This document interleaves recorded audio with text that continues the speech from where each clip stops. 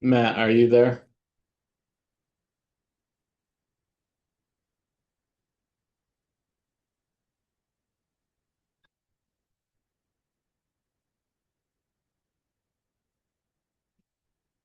Matt, are you there?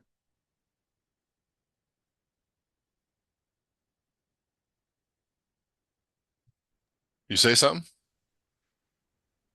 Yeah, can you hear me? I can hear you. Can you hear me? I think you Yeah, can. we've been teamsing you. I don't think you have your teams available to get messages. Can Nope. you get your camera on and pick a different background than what is showing in the back so it looks a little more professional before we get started? I can do that. You want me to just blur it or do you want me to? I don't know. See what the options are. All right, let's see.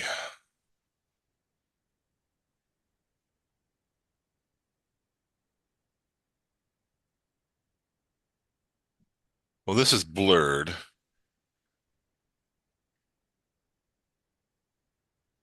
How does that look? Yeah, we can just go with that for today. And we'll start letting people in if you want to turn it back off. All right.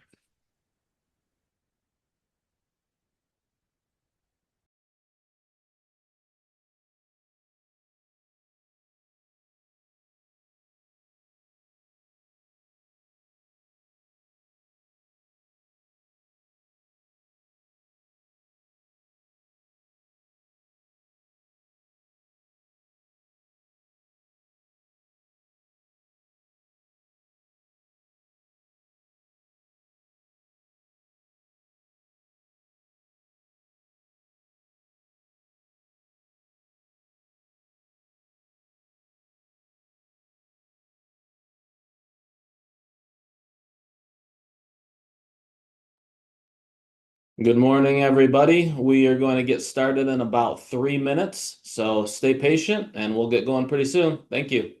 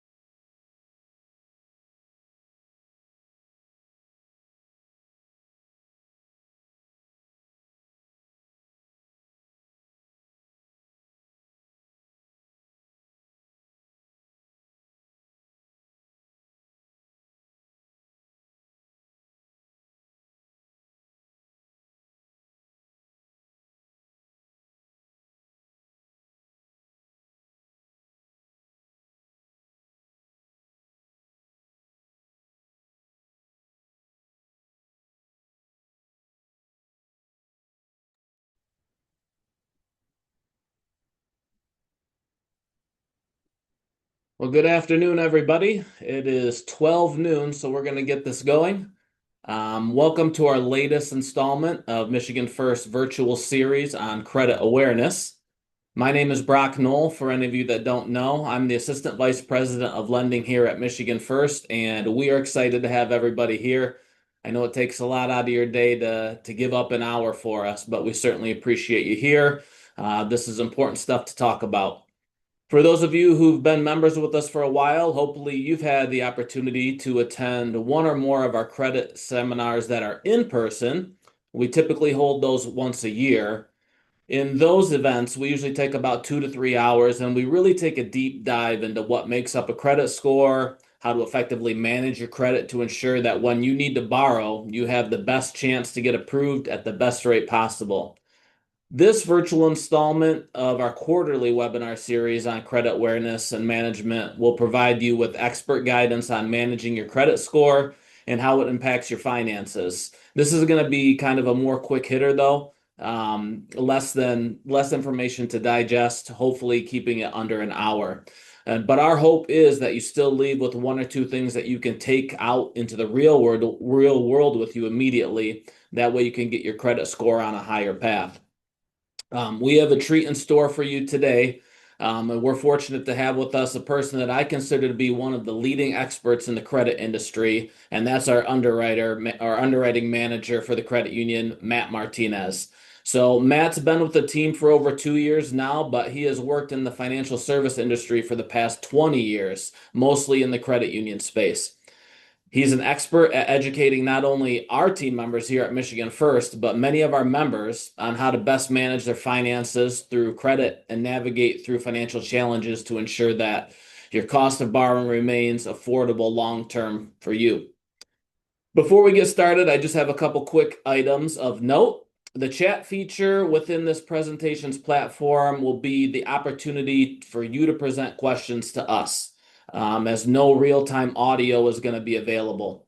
We have everyone muted and everybody's video disabled, so please direct any messages to Jamie Baker or myself or Logan Peters with questions that you wish to have addressed at the end. As always, if your question is too personal, feel free to come on in and talk to us or give us a call, and we can handle that more on a one-on-one basis. The information presented today should be about 40 minutes or so, maybe 45 minutes, and then we're going to take some time at the end to review those questions that you have presented to us, and we're hoping to get out of here by 1 o'clock. Weather looks beautiful out there. I know it's a little chilly, but at least it's sunny, so we can let you get on with the rest of your day. And so without further ado, I'm going to hand this presentation over to Matt. And thank you, Matt. The floor is yours, sir. Thank you very much, Brock, for that nice introduction. Appreciate that. And thank you very much to the folks out there, Michigan First members, who have joined us today for our latest virtual credit seminar.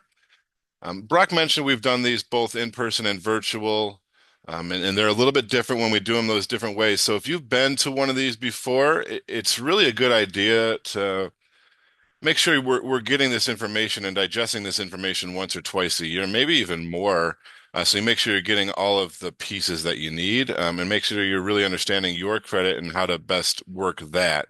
So thank you for joining us. It's no small feat. Like Brock said, it's a beautiful day. I'm looking out here in Lathrop Village at a beautiful spring Michigan chilly day. So you could be doing anything else right now, but you're taking the time to talk about your credit, and that's very important. And I always talk about your credit being a journey. It's not just something that we do every once in a while. It's something that's always being worked on in the background.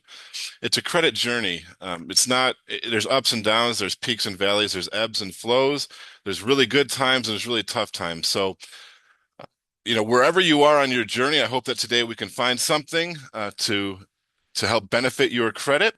So let's go ahead and get into it. First thing I want to talk about is our objective. So today when we leave, I want you all to know what factors affect your credit score, but not only what those factors are, but how much do they affect your credit score? And then the do's and don'ts of each factor that make up your score. So when we look at what makes up your credit score, we look at that as a big piece of a big pie. And each piece or factor kind of represents a different percentage of how that affects your score. I think we all kind of understand, and I talk to a lot of members, both here and another credit union, and throughout the financial services industry. A lot of people are under the misnomer that all you need to do is make your payments on time and you'll have a good credit score. And you may, but if you're not kind of looking at the rest of the pie and seeing how else we can work on our credit, then you're kind of doing yourself a disservice. And it's not just our members that fall into that. If you don't really understand the credit, you can fall into that pretty easily. And I did myself. My mom and dad taught me really just to make sure you make your payments on time, especially if it's on your credit. But they didn't really understand the rest of it. So we're going to kind of go through the rest of it, make sure we understand all of those pieces and make sure we're doing the best we can for our credit. That next piece is 30% of it is credit capacity. That's a very big idea if you're not really in the industry, if you don't really understand the credit, and you don't understand how capacity can affect your score, that can really drag you down. Conversely, if you understand capacity, it's the best way to boost your score, and get your score up and fairly quickly. As you'll see with payment history, it takes some time to get your score back. With credit capacity, if we do the things that we need to with credit capacity to get your score up, it goes up pretty quickly, usually within the month. So we're going to spend a lot of time talking about that today. And then we're going to talk about those other three little pieces there. They're all very important. One is length of credit, 15%. One is recent debt accumulation, that's 10%. And then the last one, but certainly not least, is that mix of credit, 10%. So we're going to kind of go through all of those one by one, but we're going to start with the most important one and the biggest one, 35% of your score, which is the payment history. So really what we're looking at here is paying your loans on time. I like to call this, what have you done for me lately? Because it's the not every credit not every late payment is equal. So as you'll see, if you make a payment in your last 12 months, that's going to be affecting you the most. The credit bureau doesn't really know. I'll talk about this a little bit more later, but the bureau doesn't know who you are. All it really knows is the data that's being fed to it. So if it sees that you're late recently, it's assuming that something is going on, and most likely something is. We talk about this idea all the time of bad things happen to good people, and really, truly, life just happens sometimes, right? We get caught up in life, something major will happen, and we might forget to make our car payment. That's okay. We want to limit those. But things are going to happen in life, and we might miss a payment. So it's going to happen. But it's what have you done for me lately? So how have you been paying me lately? So in the last 12 months, if you've had a late, that's going to be 40% of that piece of that pie there. Now, if we go on further, so that second year, that's going to drop down to 30%. So it's not going to affect you as much. So your score isn't going to be dropping as much if you're making the rest of your payments on time, and all we had is that late about 24 months ago. And as we keep going on, you're going to see that 3 years in, it's only 20%. And then as you get past the 3 years, it's that late is only going to be affecting you 10% of that 35%. So the more and more time we go on without having a late, the better. So we really want to limit those lates and try to rectify any issue that got us into having a bad late. So what are the do's and don'ts here with payment history? Again, do pay your bills on time. This is very important. If you don't, if you're unable to and you make a misstep, make sure that you're going forward making those bills on time. This is a big one. Double check the status of your bills. So if you have credit cards at different institutions, and those credit cards might come out at different times. You might have one that's due on the 5th, one that's due on the 15th, one that's due on the 28th. Make sure that you are setting up alerts with those creditors. Make sure that you know when those payments are due so you're not missing them. And if you do miss one, make sure you're getting that alert that's coming to you saying, hey, your payment was due 2 days ago. We haven't seen you. Is there something going on? Give us a call. One of those alerts. Also, if you have like auto payment set up, and let's say there's fraud on your account and you have to change your account or change your debit card, and that's how you have it set up, make sure you're calling those institutions and giving them the new information because they don't know that you had the fraud. And then that payment will be missed. And if you don't have the alert set up, you might not even remember that until it's too late. And now you have a late on your credit you didn't even, expect to have or want to have. And then another big one here is learn from your past mistakes. So if you made a mistake with making a late payment, Make sure that we're learning from that, rectifying the situation, able to make our payments on time. And if you're not, you're communicating with the financial institutions that you're making the lates with. But also, let's say you're going to do back to school shopping and you go to Kohl's and they say, hey, open up our credit card. We're going to give you 30% off your entire bill today. So you open it up, you spend some money getting the kids some clothes, and now you have a new credit card with a payment. And then let's say you go over to Macy's and you do the same thing. They give you 25% off. And you go to Walmart and they're going to give you 30% off all your school supplies. All of a sudden, you've opened up 4 or 5 different cards. That's going to significantly take your score down. So if you've seen that happen to you and you know that that's happening, make sure you're learning from this. So in the future, we're not just making the same mistakes. We're not just being cyclical about it. We want to make sure that we're progressing forward so that we're having the best credit score and we're getting the best interest rates that we can get. What don't we want to do? Now, this is a big one for me. Don't let small collections linger. Now, I say it's a big one for me because I have fallen into this myself. I can vividly remember driving to Comcast, dropping off all of my box, and I think I had a modem or something.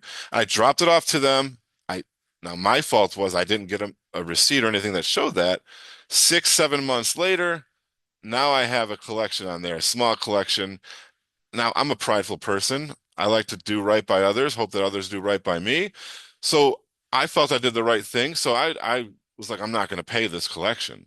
Well, that collection got sold and it became a new collection and it kept coming up and it kept dragging my score down until I paid that thing off. I had to swallow my pride and do it.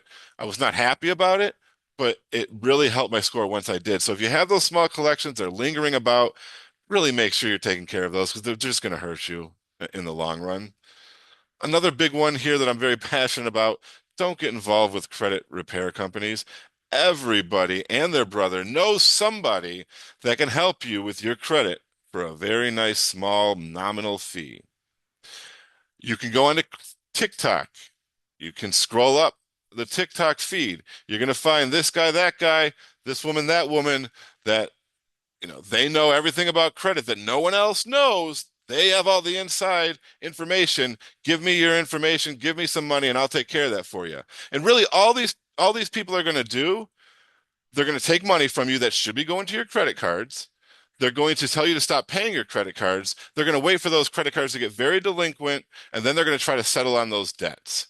And in the meantime, your score is going to bottom out. It's going to be really low. You're going to be in the 400s, maybe low 500s. And when you really need that next loan for that big thing that's happening in your life, you might not be able to get it because creditors are going to look at you and say, hey, you're not paying these 5 credit cards. What's going on?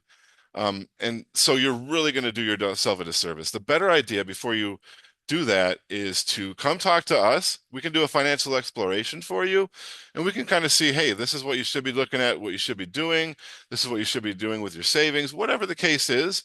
And we also have financial solutions companies that we work for that will work with you free of charge. So, well, there's other options, but TikTok is fun, but just stay off of it for the credit part. Just trust me on that. All right. We talked about payment history. It's very important. It's the biggest piece of the pie. But that second piece of the pie I talked about earlier is this idea of credit capacity. So what affects your capacity? Let's talk about that first. What types of loans? And these are loans that are revolving unsecured credit. And when I talk about revolving, I talk about something that's cyclical. So you can use it, you can pay it down, and then you can use it again. It doesn't go away. There's not really an end date to it. So it's revolving and you can keep using it. So these are going to be your credit cards that you're going to get with Michigan First or another credit union or a bank. They're going to be charge cards that you get at a Macy's or a Walmart or with Best Buy, something like that. And they're also going to be unsecured lines of credit. The key here is that they're unsecured. They're not secured by a collateral. So we shouldn't be talking about like a home equity line of credit or anything like that. So what is credit capacity? Credit capacity is the ratio of combined revolving credit balances to combined credit limits. In other words, the percentage of revolving credit available but not used. So let's say you have 4 credit cards. They're all about 2,500 bucks. Those limits go to $10,000. That's your overall limit. Now, if you have $5,000 charged up on that, your credit capacity is only 50%, which is a little bit low. So that's kind of a basic overview of it. We're going to get into some very simple examples of it, and then kind of some more things on the do's and don'ts. But how do we calculate credit capacity? Let's just go for a very simple thing. Let's just say you have one credit card with Michigan First. It has a $1,000 credit limit on it. But you went out, you got some eggs, some bread, some milk, and all of a sudden you got $400 on that thing. So you have a balance of $400 on your credit card. So your capacity is only $600. So if we take that $1,000 limit, the balance is 400. What do we have available that we can spend? That's the $600. If you just do a quick calculation to get a percentage, it's 60% is your credit capacity.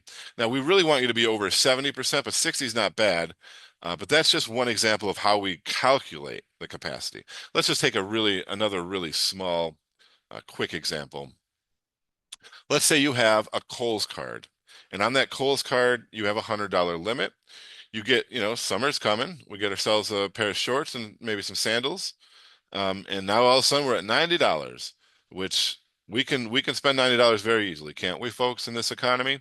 So let's say we do that. We only have $10 left. That's our availability. That's our capacity. We only have 10% capacity. That is very low, and that is dragging our score down. A giant in this industry, a fellow named Rex Johnson, once taught me when I first started out in the credit union space. I went and saw him in Illinois, and he kind of really figured out a lot of this credit and how it works. But he taught me that the capacity part of it is the credit bureau doesn't know you. It doesn't know me. It doesn't know what we are outside of the data that's being fed to it from other financial institutions. That's all it knows. So it has very big calculations going on in the background to show to give you your score. So what it's looking for is that you have the ability, if something catastrophic or something happens in your life that's a big deal, you have the ability to use your credit to ward that off and to move forward. So let's say, for example, you lost your job. Do you have credit that you can use in the interim while you're looking for a new job? So it doesn't know what your savings is. It doesn't know how much money you make. It just knows that information. So can you move forward, and can you use your credit while you're dealing with the big catastrophe? If you have only 10% or $10 left, you can't. So it is going to bring your score down. And it can bring your score down tremendously, as I will show you on this next slide. And I think this is a very important slide, probably one of the most important slides that we have in here. Each percentage of capacity approximates one credit score point. So what does that mean? So let's say in that first example that we looked at, that small example, you only have the $1,000 credit card. But instead of the $400 balance, you've maxed that thing up. So you have the $1,000 balance. So you have nothing to spend on your credit. It is going to take away from you in that scenario 100 points. That is massive.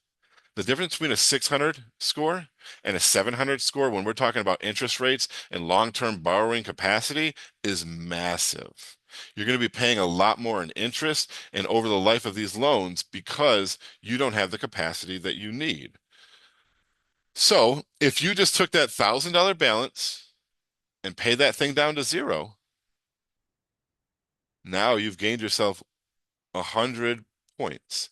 That is huge for your borrowing capacity. So that is something to really think about and to keep in mind as you're going through this. And we're going to talk about a little bit more on the do's and don'ts, which here we are.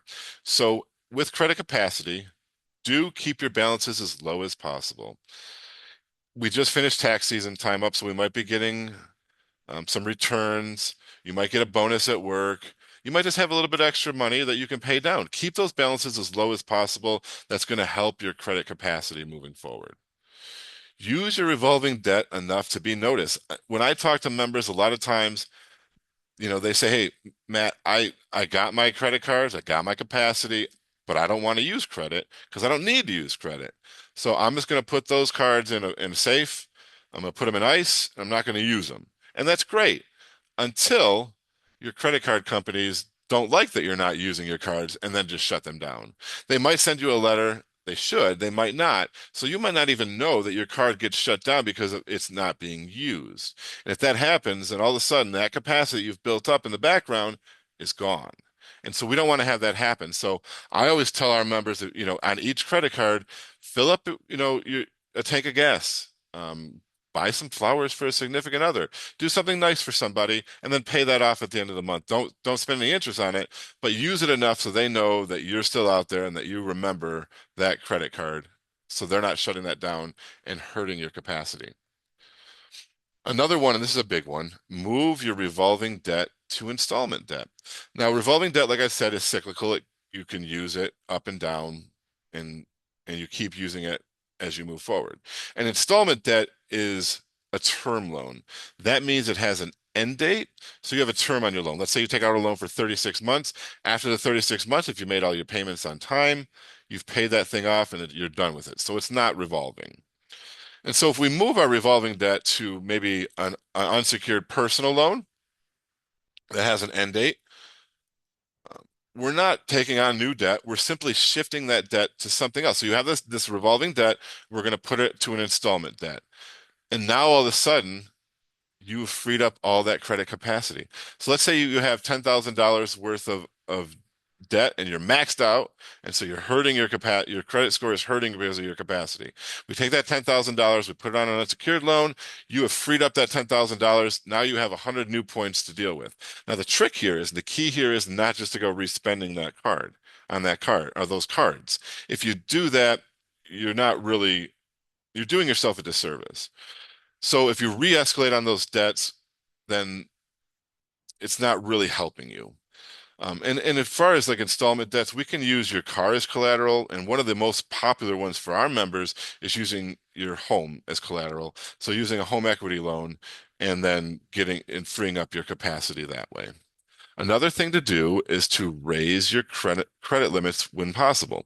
We have a consultant that comes in and works with all of our sales folks, works with all of our lending folks. And one thing that she says is that you should call your credit card companies every single year, at least once a year, and ask them if they'll raise your credit. They won't always do it, but sometimes they will, and it really doesn't hurt you to try. So what you can do is let's say in that first example that we looked at, the $1,000 limit. Let's say you had $500 on that, a balance of $500. So you only have 50% capacity, right? Well, let's say you call your credit card company. You say, hey, I've been paying you very well. I haven't maxed out my card. Can you give me a little bit more money, a little bit more of a limit? And if they say, hey, yeah, you know what? You're right, Mr. Member. You've been doing a great job. So I'm going to give you a $2,000 limit instead of 1,000. If you still just have that $500 balance, now you've taken 50% capacity. You've moved that to 75% capacity. You've given yourself about 25 more points. That's going to help you moving forward. And all you've done is help your credit out in that scenario. So the key again, I'm going to stress this again, is try not to just charge those cards back up, because if you just lose the capacity, you're going to lose all your score and everything that you worked on. But another thing that you do is you pay down your debts, raise your limits, and that is going to be the biggest boost that you will see very quickly on your credit report. Another thing to do is make sure your bills are reporting correctly. So we talked this idea about doing a home equity line of credit to pay off some debt, and that's great and wonderful. But if the creditor that you're doing that with, or the financial institution that you're doing that with, is not reporting that the right way, if they're reporting that as an unsecured line as opposed to a secured line, then that is going to be destroying your capacity. So let's say you get a $200,000 home equity line of credit and you max that thing out. A lot of people do pretty quickly because they're doing it for home improvements or to pay off their debt. So you max that thing out.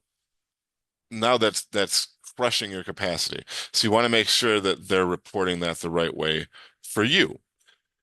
Another one is credit limits. I'm looking at Discover. I'm looking at American Express. These types of folks, or not folks, these types of financial institutions who might give you a bigger credit limit, but if they're not reporting it, then and it's just hurting you. So let's say American Express gives you a $20,000 limit. You've only used $3,000 $1,000 of that. So you have $17,000 that would go towards your capacity. But if they're not showing that limit on your credit report, then the bureau doesn't know what to do. So it just thinks that you have a $3,000 limit and that's hurting your capacity. So you want to try to call those places, see if they'll report it. Not sure if they will, but it doesn't hurt to try in those cases as well. So what should we try not to do? What are the don'ts of credit capacity? Well, don't spend more than you have. This sometimes is easier said than done, right? Life happens, big things happen. Sometimes we have to do that. But try not to, and try to limit those to the big mistakes and not more like frivolous spending, because you don't want to just max out your card on the frivolous stuff and then not have it available when something massive happens. Don't close your revolving debt if possible. I've worked at other institutions that when we do some of those installment loans, they make you close down your cards. We here at Michigan First, we don't do that. So we're going to allow you to keep those cards open, which is going to give you that nice bump, that nice quick credit capacity bump to your score.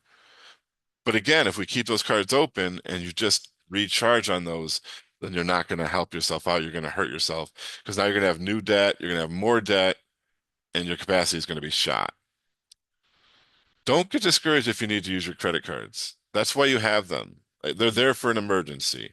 So if you have something big that comes up, some big life event, and you need to use your cards, don't let that get discouraged.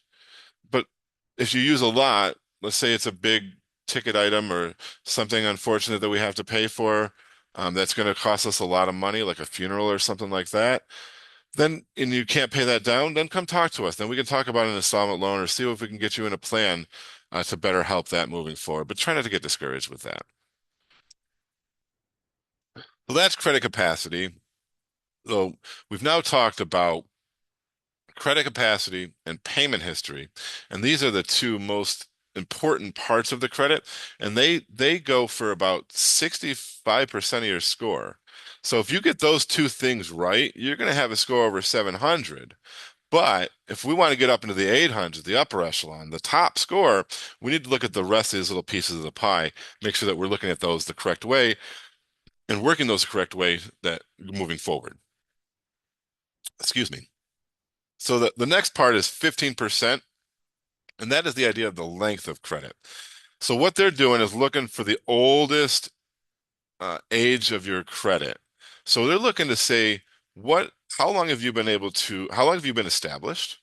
How long have you been able to work your credit and make it, work for you and done everything the right way? So, and that is something that's on your credit report. There's an in-file date that shows that you, Mr. Member or Mrs. Member, have had uh, your credit in file for 15 years and you've had 8 loans. And so that's the average age of credit. So we're looking at how long have you been in the file? What's your average age of credit? And those things go into the length of credit. And the big question that we get, do authorized users count? If you look at this online, there's some ambiguity, and I think there's been some, in recent years, there's been some supposed changes to that. But what we've found here at Michigan First is that yes, they do count because we will see, and before I even go into that, authorized user is, let's say you get a credit card and you are solely responsible for that credit card. But let's say you have one of your children on your credit card to kind of help them out with credit. You can make them an authorized user. They're not liable for that debt, but they have a card and they can use it. So what we're hoping is that you're educating them on how to use it. You're kind of really paying attention to this. But we have seen a young person come in their early 20s who've only had an authorized user on their authorized user credit card on their credit for 8 years, say, and they're in the high 700s. Now that is kind of an inflated score. It's not really their score, but it's going to help them get the best rates, and you're putting them to an advantage. So it's a very good thing to do. But as we see here in the do's and don'ts, you really want to pay attention to that. You really want to keep a close eye on your authorized user accounts. Because it can help you, but it can also hurt you. So let's say in that same scenario earlier, I said you gave your 16-year-old son or daughter that card, and then you forgot about it, and maybe they forgot about it, and then one day they go to the mall, and they spend on that card. And you don't have the alerts that we talked about earlier. You don't have the alerts on there because you're not spending on that card. You're not really thinking about that card. So you don't have alerts set up. You're not worried about it. But you forgot that you gave your son or daughter a card. And now they go out and use it. They go to Macy's and they spend that up. I don't know, Macy's. They go to Hot Topic. I don't know where they're going these days, but they go somewhere and they spend that. They spend on that card, and then you are missing payments because you don't know that's been spent on. Now everyone is credit is being affected by that. So you really want to keep an eye on that and make sure you're educating the people that you make an authorized user and that you really trust them. And don't close your older trade lines if possible. This is a kind of a twofer. Uh, well, your older trade line is exactly what we're talking about here, the length of credit. But then you're getting rid of capacity as well. So that's when we talk about keeping those trade lines open. A question I get a lot when I'm talking to members is, "Hey Matt, should I close down my card that has an annual fee?" That's really not a question I can answer. That's a question only you can really answer. But what I would say in that scenario is make sure you're getting something from it because an annual fee just for an annual fee's sake is not it. It's not what we should be doing.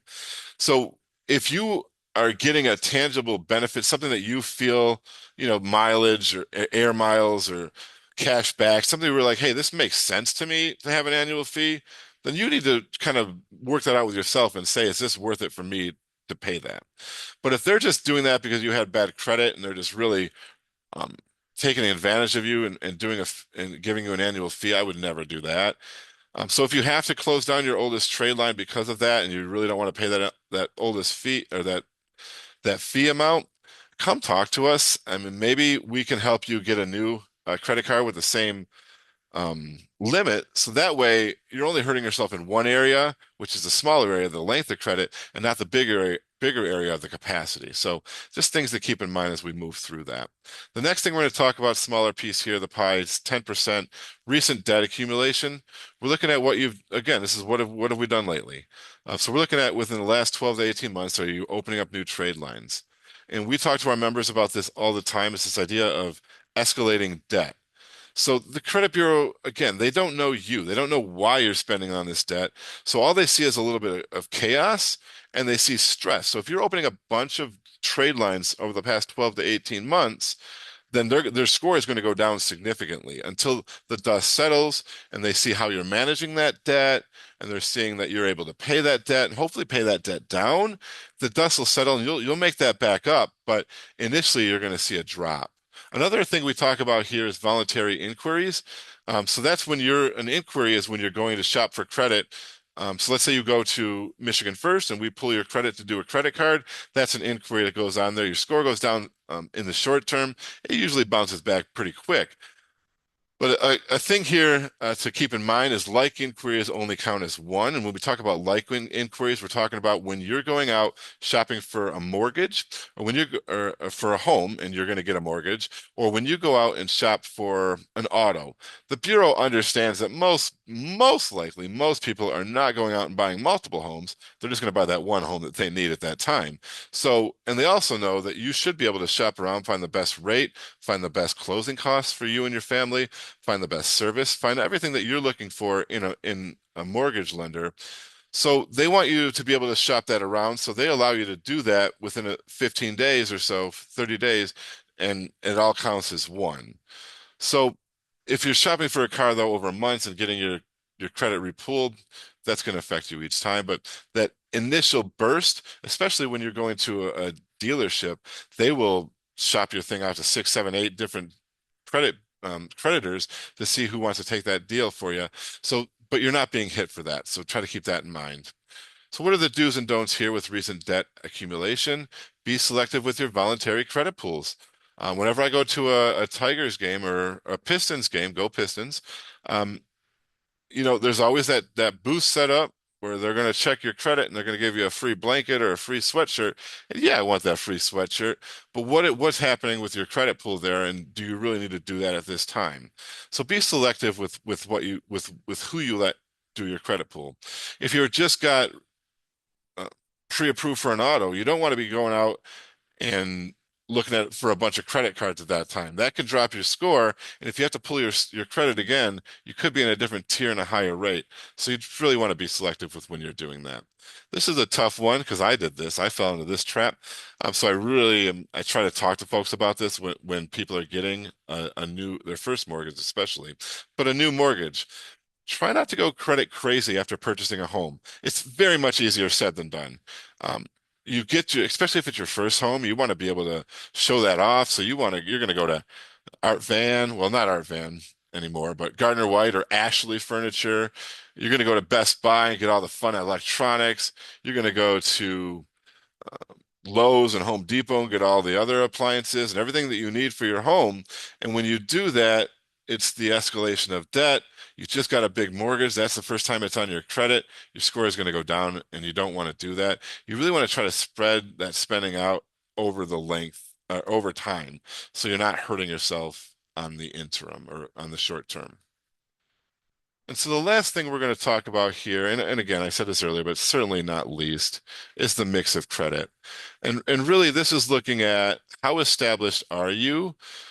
Where are you at in that credit journey that I talk about? Are you just starting out your credit journey and all you have is a $500 or $1,000 credit card? That, this is going to be affected for that. Do you only have one car loan and one credit card?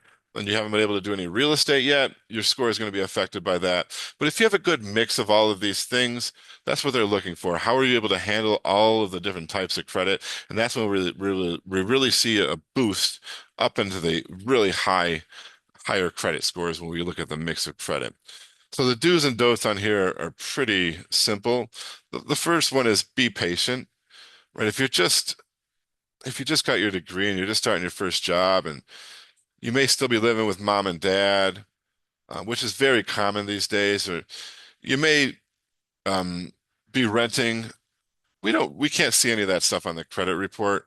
So you're going to be missing out on these points. It's just got to be patient. You got to get to that point in your credit journey where you're ready to do these things like purchase your first home.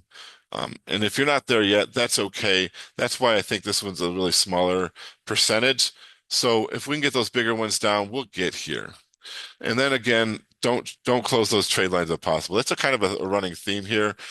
Try to keep those trade lines open so you're getting that right mix of credit. So those are the do's and don'ts of mix of credit. And I believe that takes me here to the end of the basics of credit and what makes up your credit score. I've talked a lot. Thank you so much for listening. I'm going to turn it over to Brock and Jamie and Logan to see if we have any questions, folks. Thank you very much, Matt, and great job, sir. Ladies and gentlemen, we've got a lot of information there. I know it can be a little overwhelming sometimes with the amount of information that comes through. Hopefully, you're able to pick out a couple of things regarding what makes up your credit score, and a lot of do's and don'ts in there. So, if you could take away a couple of those things, that would be great. So we're going to move on to the questions portion here. We did receive a few questions, thankfully, so we still have a little bit of time here to address those. Matt, I'm going to address these to you, and you can give us your thoughts on a couple of these. First one I received here was I accidentally paid a payment late, and it gave me a 30-day on my credit report. Am I able to get that reversed? If it's a legitimate payment late where you made a mistake, then no. If it was some sort of mistake that the financial institution made, that's something where you can dispute your credit. And we talk about that in some other seminars, the actually disputing of your credit, which you can do for a variety of reasons, but you can go to the actual bureaus themselves and dispute something that you feel was mistaken or wrong. And the creditor, the financial institution that you're disputing has 30 days in which to respond. If they don't respond, then whatever you're disputing will be taken off. Now, most likely financial institutions have like this set up within their organization to respond to these types of things. So they're going to respond, but if it's legitimate, then you should dispute it. But if you just made that mistake, this is what I was talking about during the presentation. I mean, these things happen, and we're going from time to time, this stuff is going to happen, and we just kind of got to learn from that mistake and do our best moving forward. But if we made that mistake on our own, then no, it's going to be very hard for you to get that removed. All right, thank you, Matt. Next question. I got some money back from my tax return and want to use it to pay off debt. I'm not sure what I should pay first. I really want to improve my credit score. Do you have any advice on where I should start? Yeah, a great thing to do would be to come and talk to us about that so we can really look at what your specific, situation is. But when I'm looking at it, I mean, if we're talking about um, what you want to do on the revolving debt, if we're talking about paying down revolving debt in this scenario, you want to just look at, if you have like 6 or 7 cards or 5 cards, whatever, you want to look what's the highest interest rate right now, and really pull all your pull all your funds to that. Make sure you're making your minimum payments on the other ones, but anything extra that you have over, tackle that first and kind of get that debt out of the way, and then look at see what's the next one where I have. So if you have like an influx of money from like a tax return, then you can just pay that debt off and then move on to the next debt. What's the next highest interest? Let's pay that off. So that's the way I would look at it. If you have some other types of debts out there that aren't revolving, then we can look at those. But that's when we kind of say, let's talk about that. Let's talk to somebody from the Michigan First team and see if we can give you a really good plan moving forward on that. All right, thank you, Matt. Next Of course. question. Is it better to leave credit cards with high utilization open but never able to get the balance down, or just close it? No, you want to keep that open. That was a theme that we talked about through here. Because even if you're just paying that down incrementally, it's still hopefully still going to go down a little bit. And if you have a little bit of capacity in there, if you close that, you're going to lose it. So we want to keep those cards, we want to keep the cards open and then try to our best to develop a plan to get it paid down. Obviously, that's, it's not always the easiest thing to do, and especially if we're experiencing some tough times. But that's again, it's something that we can come talk about. We can talk about. We can develop a plan for you specifically and really get you going. But I would try not to close those cards down if I can help it. All right, another question here. I went and opened up several store credit cards. Even though I was able to gain capacity by that, my score still went down. Why? Well, that we talked about that just at the back of my back end here. If you're opening those up very quickly, um, that's the recent debt accumulation. So it's not just whether you're spending on them, but even if you're just opening the credit cards themselves, these are new debts. So every time you open that new debt, it's going down a little bit. Now, if you're not using the cards, if you're not spending on them over time, and it really shouldn't be a long time, you're going to see that score go back up. But it's the same thing that I just mentioned. Like the credit bureau doesn't know what's going on, so it just sees that you're opening up a bunch of credit cards and there's a little bit of chaos going on. So it's going to drop that score a little bit because of the inquiries and the opening of the debts.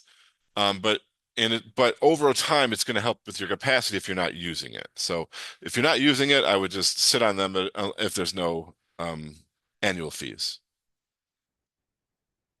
Okay. Well, that looks like we've addressed all the questions that came through. Thank you, Matt, for going through those. And we're almost out of time here. So if anybody has any additional questions, if anybody has anything that's specifically related to them that was too personal to really go over here in this setting, which that's okay. Matt went over this already. Come on in and talk to us. We have a lot of experts here that can go over your credit report for you. We can do a soft credit pull for you, so it doesn't affect your credit score, and we can go through line item by line item and tell you how you can improve that, any ways that we can help you as your credit union. And I say this every time that we do a credit seminar, but I mean it from the bottom of my heart. It's never too late to get your credit back on track. We have seen some of the lowest credit scores you can probably think of, and we don't treat you any differently. We're going to give you the advice that you need to get back on track. And some journeys take a little bit longer than other journeys, but we have the tools, the resources, and the education here at Michigan First Credit Union to help you with that. So don't be afraid to come in. You don't have to be embarrassed. Almost all of us who work here have been through hard times too. We can give you our advice to get back on track. So come on in and talk to us. We have over 30 plus branch locations, so feel free to come to any of those. We have a virtual branch you can call into and talk over the phone. We have experts in our lending department and underwriters, loan financial service representatives that can talk to you as well. You can visit us online at michiganfirst.com too. But on behalf of over 500 team members here at Michigan First Credit Union, we thank you for participating in today's seminar. We thank you for your business and your membership here at Michigan First Credit Union. And that's going to do it for us today. So until the next time, enjoy the rest of the spring, and I hope that you all have a great summer. Thank you very much.